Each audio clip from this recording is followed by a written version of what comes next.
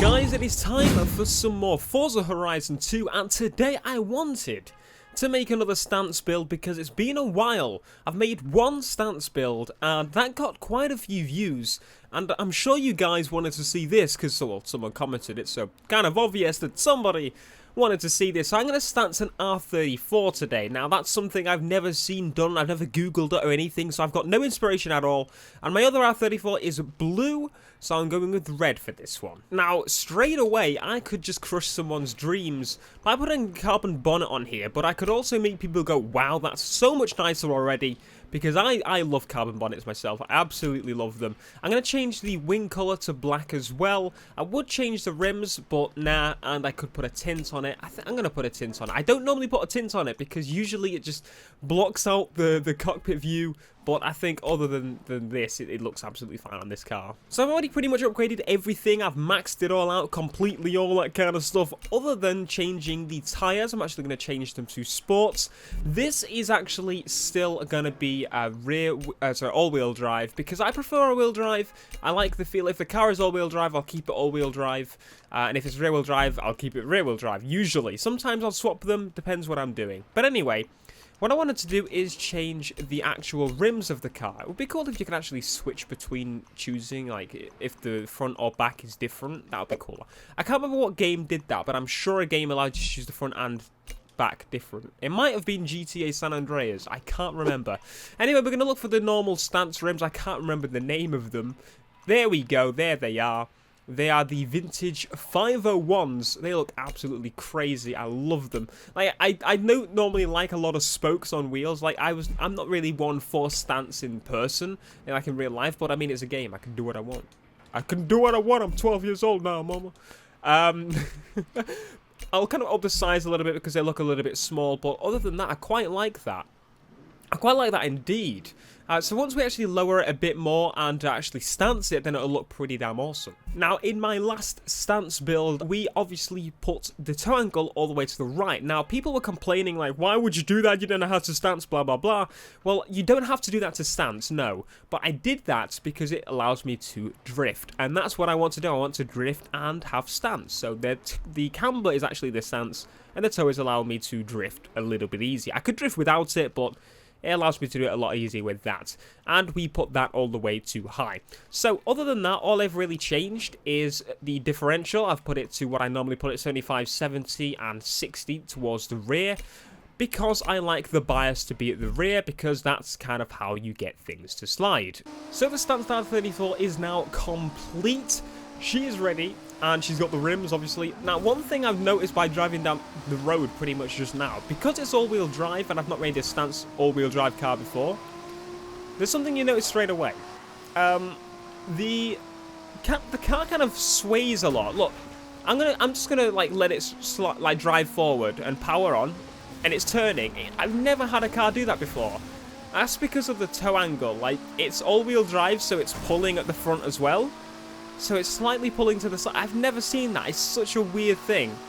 So I'd probably not ever make it another all-wheel drive stance build, or at least put a massive toe on it anyway. If I didn't have the massive toe angle on it, then I'd probably be all right.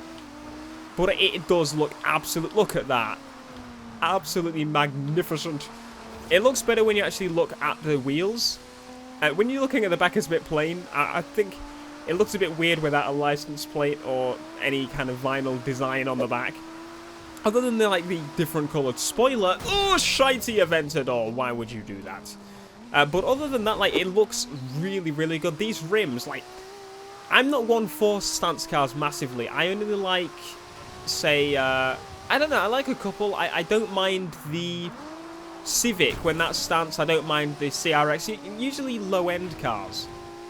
But when you actually get to the higher end cars, I'm not really too keen on stance, except RX. There you go. There's another example, RX-7 when it stands. But I've never seen an R34 stance, and I don't know why now, because it looks absolutely beautiful. I love it, and I don't know what happened to the road there, but it wanted to leave me. I do. It doesn't like us today. Oh my god! I just took him out. It is raining as well, so that's probably also a factor as to why it feels a bit weird. But I quite like it. I think if I once I actually finish this video, I'm going to take the massive toe off it and just use it as a normal car for show. And kind of customize it a little bit more. I was thinking of going with a black. Now, I'm pretty sure people would say in the comments, why didn't you go with black? Why didn't you go with this? Why didn't you go white, for example? Black and white would have been pretty cool. Because it's a bit boring, and I'd probably end up doing that with every other stance car. So, I think the R34 looks really good in blue. So, I was going to do that, but I've already got one in blue. So, I went with a red, which looks really cool. And I think if I didn't have this carbon bonnet, it wouldn't look as good at all. Stupid muscle cars in the road. Get out of the way, you plebs. Rear-wheel drive plebs. But, yeah, so here's another stance build for those guys that wanted it. I quite enjoy them, I do. Like, I tried it, I think, in Gran Turismo a while back. Didn't go well. Mainly because it's a closed track race. Open world, it just makes a bit more sense. And I can't really think of any other open world racer that has proper tuning or anything, so Forza was the one to go with. Kind of makes sense. Now, what we've got to do now for the second part of this video is try and get a cool snapshot. Let's try and do that, because what I've noticed is because the way the car compresses down when you actually get sliding, like through a corner, for example, when I'm going like this, obviously all the weight is leaning downwards to the back of the car, or to the left of the car, or whichever way I'm going. So it looks really, really stanced when I do that because it looks so low to the ground because of the suspension. You can soften up the suspension completely to make it do it even more, but I'm not really too keen on complete soft suspension. It feels a little bit weird at times, so I don't usually do it. There we go. Alright, now we've done that. How do I get onto the camera? I've completely forgotten. Photo mode. I was like, where's the touchpad? Wait, this isn't Drive Club, is it? There you go. Look, that looks pretty damn awesome. Just look at it at an angle, and you've straight away got a picture. Look at that. Oh, I like that. I like that even more. I just realised as well, this thing is red just like my original stance build. I completely forgot about that. Anyway, let's take a picture. I want to keep that. No cars in this shot. I tell you though, there is a stance R34 in your shot, so accept it and go. Save, yes. Save it as Forza. All my pictures are called Forza. You probably, yeah, probably the same to be honest. I can't be bothered to name them. Who can? Anyway, carrying on. Oh, I thought I was actually going to drive into that bloody little traffic car there. Here's a little experiment. How are stance cars off-road? Let us see. Oh my god. I would not like to take a stance car off-road. That would probably not end... You prat. That probably wouldn't end very well. I swear the traffic on this game, or the AI on this game, literally just wants to drive around to hit you. That's literally their objective. The only reason they exist in the open world is to hit you off the road and steal all of your, like, boards so you can't get them. You have to drive away for it to respawn, only for them to go and get it again. That's usually how it works. I quite like this indeed. So, one thing I wanted to say at the end of this video, I'm probably going to do another video in the future, but I wanted to say that I'm going to, in the future, start doing builds online.